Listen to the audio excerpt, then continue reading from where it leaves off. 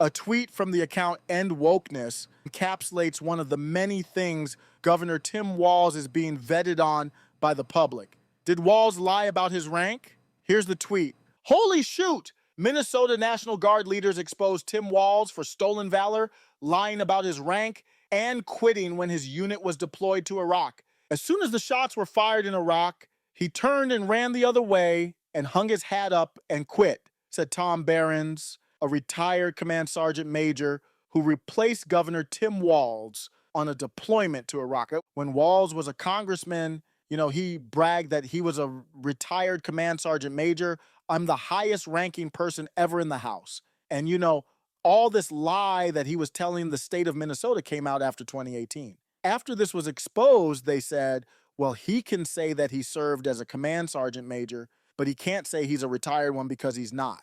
Just tooting his own horn, hanging on the coattails of people that actually are command sergeant majors who went through all the process and put all the time in. It's stolen valor, really what it is. If he went to Iraq, he'd still be hiding under his desk over there, because that's just the cowardice that I saw portrayed with him. End of tweet. Let's unpack this. Command Sergeant Major is the highest enlisted rank in the U.S. Army, E9, serving as the senior enlisted advisor to the commanding officer responsible for the welfare, training, and readiness of the enlisted soldiers in their unit. Master Sergeant is an E8 rank, typically serving in a more technical and administrative role, managing the day-to-day operations. Misrepresenting military rank, often referred to as stolen valor, undermines the integrity of military service and disrespects those who have genuinely earned their ranks. Reasons someone might lie about their rank include perceived authority, political advantage, personal prestige, and career advancement.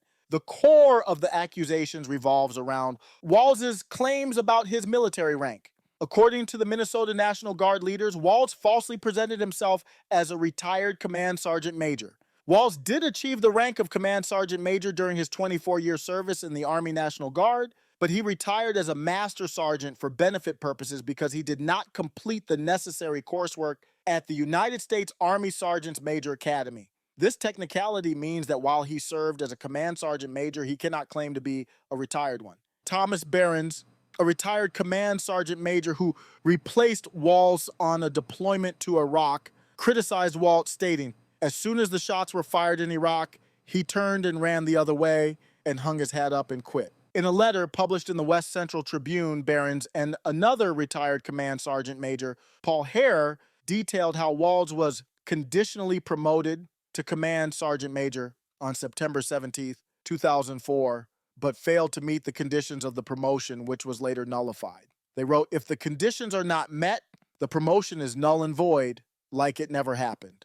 The Minnesota National Guard leaders also accused Walz of abandoning his unit when it was deployed to Iraq in 2005. Walz retired from the National Guard just before his unit's deployment, a decision that has been heavily criticized by some of his former colleagues. Behrens remarked if he went to Iraq, he'd still be hiding under his desk over there, because that's just the cowardice that I saw portrayed with him. In early 2005, a warning order was issued to the 120th Field Artillery Battalion to prepare for mobilization to Iraq. Behrens and Hare wrote that Walz quit on May 16, 2005, leaving the battalion without its senior non-commissioned officer as it prepared for war. He abandoned us. What the hell kind of leader does that? Behrens said. Walz's official biography has also come under scrutiny. It states that he retired as a command sergeant major, which is misleading given that he retired as a master sergeant for benefit purposes.